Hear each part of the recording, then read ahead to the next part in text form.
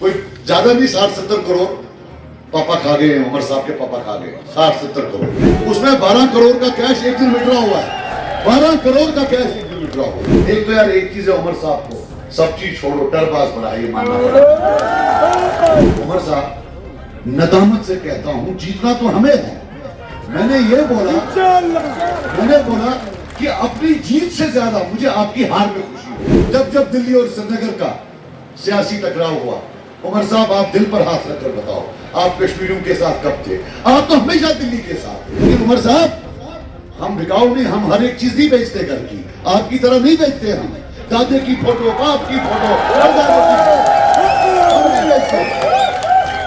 ये जो आपके एमएलए हैं यहाँ, इनकी औकात, सियासी औकात ड्रेन या बंड से ज्यादा नहीं, याद रखना।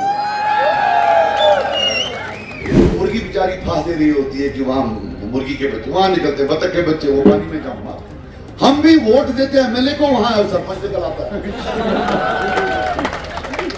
यार टूरिज्म में कसम खुदा की हजारों करोड़ अगर मैंने वहां जाकर ना लाया, जो मर्जी वो कहते। ये लाल वाला किस्सा छोड़ो, ये जो हल का किस्सा है, हल ही हल है, मगर सेब तो फल है। हल तो बीता हुआ कल है। आज हम किससे कमाते हैं, हल से या फल से? हजारों करोड़ जो आता है वो किससे आता है? सेब से आता है। उमर अपना ये बता दे कि हल के कितने हिस्से होते हैं और उनका नाम क्या होता है? मुझे याद है 2009 में अकेले ढोल बजाकर बेचारे वोट मांगा करते थे, अकेले, मुझे याद है। और आप सबके लिए बताऊं कि मैं नहीं, ये वो 2009 की बात थी, लेकिन रिश्ता अभी तक है कि नजीर यहाँ है। यही रिश्ता मैं हर एक से इंशाल्लाह रखना चाहता हूँ। और मैं अल्ताफ साहब का बड़ा शुक्रगुजार हूँ, अल्ताफ बुखारी साहब का। उन्होंने हमें सपोर्ट दिया, उनके लोग यहाँ आए हैं, बहुत ज्यादा सपोर्ट दिया। और ये जो जालिमों के खिलाफ हमारी मुहिम है, इसमें वोट तो टूटे नहीं। मैं आपको बता दूं कि आज पार्लियामेंट का इलेक्शन ये गैर मामूली है। 2009 के बाद ये पहला इलेक्शन होगा। सितम जरीफी ये है कि 10 इलेक्शन हुए हैं, 10 में से 9 बार नेशनल कॉन्फ्रेंस का पार्लियामेंट मेंबर गया है, 10 में से 9 बार। आज इम्तिहान मेरा नहीं है, खुदा की कसम इम्तिहान अवाम का है। ये दुनिया भी देखेगी कि ये अवाम है कैसी, कि वो बंदे जो नाम तक नहीं आपका 5 साल लेते, जो पूछते तक नहीं है आपको, और आप फिर उनको वोट देते। जब जुल्म हद से ज्यादा बढ़ जाए तो जालिम से ज्यादा जो मजलूम होता है उस पर सवाल उठता है कि क्या वो जालिम बड़ा है या आपके पास जुल्म सहने की ज्यादा ताकत है।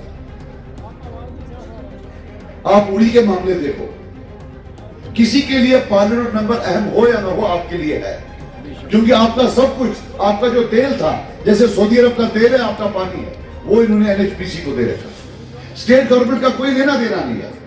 अब सारे का सारा पार्लियामेंट से हो सकता है, हिंदुस्तान के पावर मिनिस्टर से हो सकता है कि साहब हमसे ये वादे किए गए थे, लेकिन वो वादे तोड़े गए, कि साहब हमारी जमीनें ले गए, कि जनाब हमें इसमें काम करने नहीं देते, मुलाजमत में हमें कोई फायदा नहीं आया।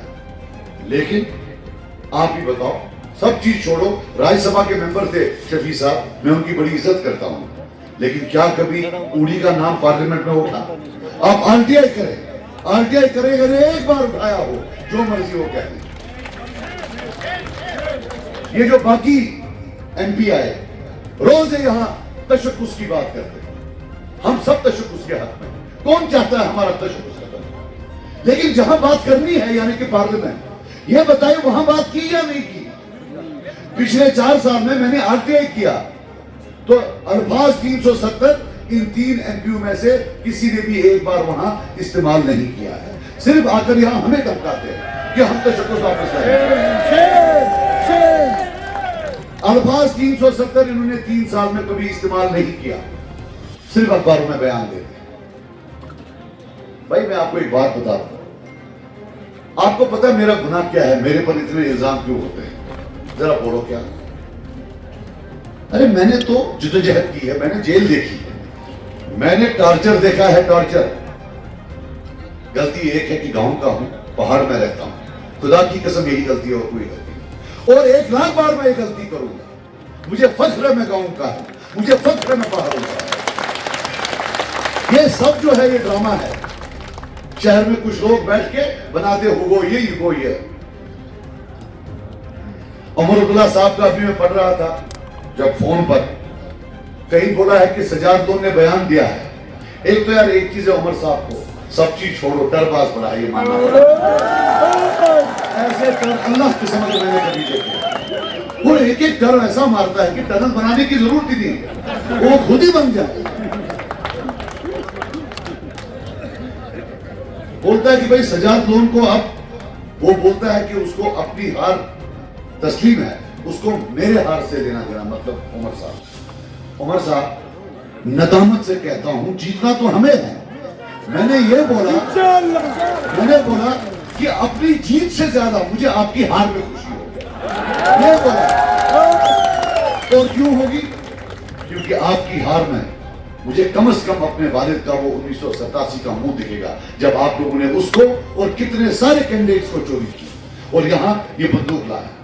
मुझे उन बच्चों की उनके लवाखीरों की आंखों में खुशी नजर आएगी जिनको आपने कब्र में डाला। अरे आपके हाथ खून से रंगे। दिल्ली और कश्मीर की जब लड़ाई हुई, बेटा एक मिनट,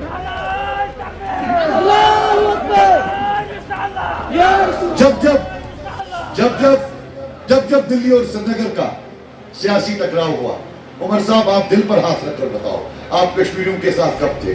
आप तो हमेशा दिल्ली के साथ थे। सिर्फ जब आप पावर में नहीं होते हैं तब आपको कश्मीरी याद आते हैं, जब आपको ताकत आती है तब आप कश्मीरियों के खिलाफ होते हैं। आप तरह तरह की बातें करते हैं। पहले मुझे यह बताइए, आपका और नॉर्थ कश्मीर वालों का क्या लेना देना? ये गुब्बारा आए थे 6 दिन के लिए, ये गुब्बारा आए थे और टोकरी होती ना, टोकरी साथ था, उसमें पप्पू का प्लेट था, पप्पू का चम्मच था, पप्पू का कप था, पप्पू की छोटी छोटी सब्जियां,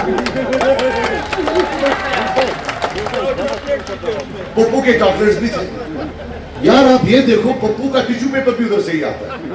यार आप हमारी सब्जी नहीं खाते, हमारी चाय नहीं पीते, जिस चम्मच से चाय में वो चीनी को ऐसा करना होता वो चम्मच भी आप हाथ से लाते हैं। क्यों अपने आप को और हमको सबको जलील करते हो? आपका हमारा कोई लेना देना ही नहीं। आप टूरिस्ट, हम गांव के रहने वाले।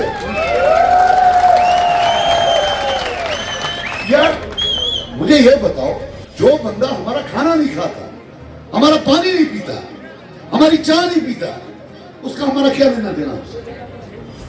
यहां उड़ी में आए तो इन्होंने बोला कि भाई सजाद साहब जो हैं अपने वालिद का फोटो नहीं रखते पोस्टर में। भाई साहब मेरे वालिद असल में इलेक्शन लड़ते थे। जब 87 में चोरियों की हद पार कर दी, उन्होंने इलेक्शन छोड़ दिया। वो एक दूसरी सियासत में चले। अपने आखिरी आयाम में वो इलेक्शन नहीं लड़ते थे, वो इलेक्शन बाइकआउट करते थे। तो उनकी यादों की इज्जत करते हुए मैंने सोचा नहीं, मेरा फैसला था इलेक्शन लड़ने का। मेरे वालिद आखिरी आयाम में नहीं लड़ते थे, हो सकता है वो ना इसको पसंद करते, मुझे उनकी शहादत के बाद उनका फोटो इस्तेमाल नहीं करना चाहिए। हालांकि मुझे आज भी पता है कि अगर मैं उनका फोटो सिर्फ चढ़ा दूं तो मेरा 10% वोट बढ़ जाता है। लेकिन उमर साहब, हम बिकाऊ नहीं, हम हर एक चीज नहीं बेचते घर की, आपकी तरह नहीं बेचते। हम दादे की फोटो, बाप की फोटो, हम नहीं बेचते। और उमर साहब एक चीज याद रखना, ये जो टोकरी वोकरी है ये तैयार रखना। अल्लाह ने हमें कामयाबी दी ना तो 87 के एफआईआर में और जेके बैंक के एफआईआर में अंदर पप्पू जाएगा टोकरी लेकर अंदर, याद रखना। भाई साहब का मूड बड़ा खराब हो रहा है, क्या बात है? तो मकसद ये है, आप मुझे एक चीज बताओ, ये हर एक पर इल्जाम उठाते हैं। केजरीवाल को अंदर किया नहीं किया, चिदंबरम को अंदर किया नहीं किया, और चीफ मिनिस्टर को अंदर किया। मुझे यह बताओ, साफ सा केस है, टिपिकल साफ सा, कोई ज्यादा नहीं, 60-70 करोड़ पापा खा गए, उमर साहब के पापा खा गए 60-70 करोड़। उसमें 12 करोड़ का कैश एक दिन विड्रॉ हुआ है, 12 करोड़ का कैश एक दिन विड्रॉ हुआ। अंकल खा गए, जेब में डाल दिया। अकाउंट खोला एक फर्जी जेके बैंक में, जम्मू कश्मीर एसोसिएशन का, सारा पैसा होता। मतलब 5, अगर आपने मैंने किया होता तो 5 साल से हम जेल। आप सब पर उंगली उठाते हो, फारूक साहब जरा ये बताओ कि आप जेल से बाहर कैसे, कानून की वजह से या बीजेपी की वजह से? आप लोगों को बीजेपी की वजह से। अगर हमने किया होता, डॉक्टर साहब ने किया होता, मुश्ताक साहब ने किया होता, राजा साहब ने किया होता, कसम खुदा की हम जेल में होते, चक्की पीस रहे होते, थोड़ी ना पप्पू की तरह वो लेकर वो बास्केट लेकर जा रहे होते। तो मैं आपको बता दूं, ये जो पार्लियामेंट मेंबर होता है ना, ये बड़ा इंपॉर्टेंट होता है। अगर सरपंच एक नाला है, एमएलए दरिया है, तो पार्लियामेंट मेंबर समंदर है जहां ताकतों की बात होती है। लेकिन अफसोस आज तक हमें पार्लियामेंट मेंबर मिला। अब मैं एमएलए की बात करूं, आपको पता है यहां के एमएलए निकलते नहीं बाहर, वो नरेगा और बंड और ड्रेन से लोगों को जैसे नशा दे रखा है, तेरे को बंड दूंगा, तेरे को ड्रेन दूंगा, देखा 150 वोट है, इसको बंड दो, साहब पिछली बार दिया था, अरे और दे दो। यही है ना पॉलिटिक्स। लेकिन कौमें बंडू और ड्रेन और नरेगा से नहीं बनती, वो बड़े बड़े प्रोजेक्ट से बनती है, जो इंशाल्लाह हम लाएंगे इंशाल्लाह। ये जो आपके एमएलए हैं यहाँ, इनकी औकात, सियासी औकात ड्रेन या बंड से ज्यादा नहीं, याद रखना। और कुकड़ी होती है ना, कुकड़ी जिसको फ्राई आती है, फ्राई समझ सकते नहीं। तो जब कुकड़ी के अंडे नहीं होते हैं तो बतख के अंडे डालते हैं, तो मुर्गी बेचारी फांस दे रही होती है कि वहां मुर्गी के बच्चे वहां निकलते, बतख के बच्चे वो पानी में जंप मारते। हम भी वोट देते हैं एमएलए को, वहां सरपंच निकल आता है। बोलो अगर सरपंच निकल आता, हाँ जी बताओ कितना नरेगा चाहिए, कितना ड्रेन चाहिए। यार टूरिज्म में कसम खुदा की हजारों करोड़, अगर मैंने वहां जाकर ना लाया, जो मर्जी वो कहते हैं। ये उड़ी की जो पहाड़ियां हैं, ये सोना उगलेंगी सोना। हमारे हजारों लाखों बच्चे इंशाल्लाह वहां काम करेंगे, ये वादा है मेरा। लेकिन यार बदलाव के लिए, ये सब चीज बदलने के लिए हमें पहले खुद अपने आप को बदलना पड़ेगा। ये लाल वाला किस्सा छोड़ो, ये जो हल का किस्सा है, हल ही हल है, मगर सेब तो फल है। हल तो बीता हुआ कल है, सही है यार नहीं? आज हम किससे कमाते हैं, हल से या फल से? हजारों करोड़ जो आता है वो किससे आता है? सेब से आता है। अच्छा मैं एक चीज और बता दूं, हल है ना निशान इनका, उमर अब्दुल्ला ये बता दे कि हल के कितने हिस्से होते हैं और उनका नाम क्या होता है? अरे वो बता दे बस, सिर्फ ड्रामा, ड्रामा पे ड्रामा। अच्छा अभी ये जो अपने फारूक साहब करना गए थे, तो अल्लाह का लाख करम है, स्टेज पर ज्यादा लोग थे, स्टेज से नीचे कम लोग थे, फिर दोनों मिलकर इकट्ठे बैठ गए। मैं सच कह रहा हूं, आप फोटो देखिए, 12-15 लोग थे, और फिर उन्हें तकरीर की, और तकरीर की मेरे खिलाफ। अरे कसम खुदा की मैं देख रहा था कि ये बंदा इस उम्र में क्या क्या जहर उगल रहा है, कितना झूठ बोल रहा है, और हम पर उंगली उठाए, इस्लाम की बात बीच में लाए। अरे साहब हमारा घर शरीयत के अंदर है, हर रिश्ता हर काम जो हम करते हैं शरीयत के अंदर करते हैं। आपने तो कसम खा रखी है कि शरीयत के बाहर ही सब कुछ करना है। और फिर जब हम बोलते हैं, देखो मैं आपको एक बात बताऊं, ये जो लाल वाला है, नेशनल वाला, ये जो डिफेंड करता है, इसको बोलो अब बहुत हो गया, धोखा ना अपने आप को दे ना अपने खुदा को दे। जहां तशक्कुस की बात है, ये सिर्फ समाजी तशक्कुस नहीं, सियासी तशक्कुस नहीं, ये मजहबी तशक्कुस भी है। मजहबी तशक्कुस को हम हमारे अपने तक है ना, अपने आप तक, वो तो बरकरार रखो। आपने मजहबी तशक्कुस उड़ा दिया तो समाजी तशक्कुस क्या बचाओगे? समाजी तशक्कुस हम बचाएंगे इंशाअल्लाह, कश्मीरी कौम का। बाकी झूठ में ना जाना, इस इलेक्शन से निकलेगा डेवलपमेंट और निकलेगी डिग्निटी। जब मैं डिग्निटी की बात करता हूं, मैं बोलता हूं ये एफआईआर का कल्चर खत्म, पुलिस वेरिफिकेशन सिस्टम का कल्चर खत्म। मैं पिछले 4 महीने से बोल रहा हूं, और इंशाल्लाह इसके लिए हम पूरी कोशिश करेंगे। मुझे लगता है बारिश बहुत हो गई, बैठोगे? अच्छा एक चीज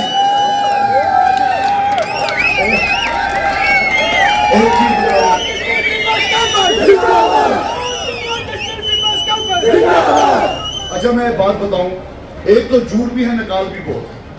आपको याद होगा, आपने फोन पर देखा होगा, 4 महीने से मैंने एक मुहिम छेड़ रखी है, पुलिस वेरिफिकेशन सर्टिफिकेट, कि अगर पूरे कौम में पूरे हिंदुस्तान में पुलिस वेरिफिकेशन सर्टिफिकेट बंदे की होती है, यहाँ खानदान की होती है। मतलब पूरे हिंदुस्तान में देखा जाता है कि भाई इस बंदे की पुलिस वेरिफिकेशन करो, क्या कोई एफआईआर है। लेकिन कश्मीर में क्या है, पूरे खानदान की करो। अगर खानदान में किसी एक आदमी ने गलती की होगी तो बाकी सबको पुलिस वेरिफिकेशन नहीं है। ये कानून किसने लाया? ये भी हमारे प्यारे अंकल फारूक साहब ने लाया 1996 में। अगर कोई कमी बची थी तो 2008 में कोपू पूरा कर गया। 2008 इंशाअल्लाह वहां जाकर मेरा वादा है, जो भी वजीर आजम होगा तलब है मुझे कब जाकर बोलूं कि जो कानून आपके बच्चों के लिए हैं वही कानून हमारे बच्चों के लिए। अच्छा, अब नकल की बात बोलो। जब हमने लगातार बोला तो उमर साहब भी बोलने लगे। अब ये सुनना, ये बड़ी प्यार, बड़े आराम, कसम खुदा की मजा आएगा, लेकिन इसको समझने की कोशिश करना। अब मैं क्या बोलता था? मैं बोलता था कि भाई जब पुलिस वेरिफिकेशन नहीं मिलती तो जॉब नहीं मिलती है। आजकल तो जॉब के लिए मांगते, गवर्नमेंट जॉब के लिए। दूसरा मैं ये बोलता था कि जब पुलिस वेरिफिकेशन नहीं मिलती तो पासपोर्ट नहीं देते। और तीसरा मैं बोलता था कि जब पुलिस वेरिफिकेशन नहीं मिलती तो गवर्नमेंट कॉन्ट्रैक्टर कार्ड भी नहीं मिलता। सही है, ये आपको पता है। चौथा मैंने बोला कि बैंक का लोन भी नहीं मिलता। जब मैंने बार बार ये बोला तो जेके बैंक वालों ने मुझे फोन करके बोला कि सर ऐसा नहीं है, हम पुलिस वेरिफिकेशन नहीं मांगते। ठीक है नहीं, तो मैं फिर चुप हो गया, 2-4 मरतबा निकल गया मुंह से। अब उमरुद्दौला के परसों मैंने बयान देखा तो बोलता है यही 4 चीजें कि बैंक का लोन नहीं मिलता। अरे बाबा जी, मुझसे गलती होगी, जो मेरी गलती तूने उसका भी नकल कर दिया, कसम खुदा की। अच्छा ये देखिए आप, वोट दो तो पीएसए लाएंगे, अब वोट दो अब हम पीएसए हटाएंगे। पुलिस वेरिफिकेशन चेंज, वोट दिया तो पुलिस वेरिफिकेशन चेंज कर दिया, अब वोट दो अब हम इसको फिर चेंज करेंगे। एक चीज याद रखना, ये बाल है ना, बाल, इस बाल से लेकर पांव के नाखून तक ये पूरा लथपथ है कश्मीरी के खून से। ये याद रखना, अल्लाह ताला इनको कभी माफ नहीं करेगा, ना उनको माफ करेगा जो अपने उन बच्चों को भूल गए हैं जिनको इन्होंने कब्र में डाला हुआ है। ये याद रखना। जब से ये लोग आए तो 96 से 2002 7,000 सिविलियन मरा है। 2008 में पैलेटन किसने लाया? 150 बच्चा मरा, मरने के बाद भी नहीं बच्चा। उसके बाद बयान दिया पप्पू ने कि भाई ये लोग तो ड्रग एडिक्ट थे। अरे दूसरे के बच्चे को, 18 साल 20 साल के बच्चे को कब्र के डाल में शर्म तो कर, उसको ड्रग एडिक्ट बताता है। और जब पावर के बाहर होता है फिर कश्मीरियों का बड़ा वकील बनता है। ये वो लोग हैं 1992 में बाबरी मस्जिद शहीद हुई, 5,000 मुसलमान मारा गया, शिवसेना वाले साथ, बीजेपी वाले भी थे। पहला मुसलमान लीडर जो बीजेपी की गोद में जाकर बैठा वो फारूक अब्दुल्ला था 1994 या 95। अच्छा, ऐसा नहीं था कि इनको इनकी मेंबरान की जरूरत थी। नेशनल कॉन्फ्रेंस एक रीजनल पार्टी है, क्योंकि 96 का इलेक्शन तो सिलेक्शन था। इनको एजेंसीज और सरकार ने मिलकर 60 सीटें दी थी, वोट डाले बगैर 60 सीटें दी थी। इनको बीजेपी की जरूरत, इनको खुद मर्जी थी कि हम उनके साथ बैठे, जाके बैठ गए। और इतना अच्छा काम किया उन्होंने कश्मीरियों के खिलाफ। कॉमर्स मिनिस्टर से फॉरेन मिनिस्टर बनाया। ये बदनाम जमाना फॉरेन मिनिस्टर, जिसका सिर्फ एक काम था तब कि अगर यहां कोई किलिंग होती थी तो इसको खड़ा करते थे, ये कसम उठाता था जनाब कोई किलिंग नहीं हुई। ये तो खुद मर गए। ये बदनाम जमाना फॉरेन मिनिस्टर आज हमको सबक पढ़ाएगा, जो तब जेलों में थे, जिन्हें जिद्दियात की है। अल्लाह का वास्ता आज सब एक हो जाए। याद रखना एक चीज, जिस दिन ये लोग हारेंगे उस दिन जो वो लाखों लोग कब्रों में हैं उनकी कब्रों पर ठंडक पहुंचेगी। जब तक ये सियासी दौर जिंदा है तब तक तड़प है। और इनकी हार जो है वो लाचारी की हार है, गुलामी की हार है, टॉर्चर की हार है, पीएसए की हार है, कत्लगारत की हार है, कातिल की हार है।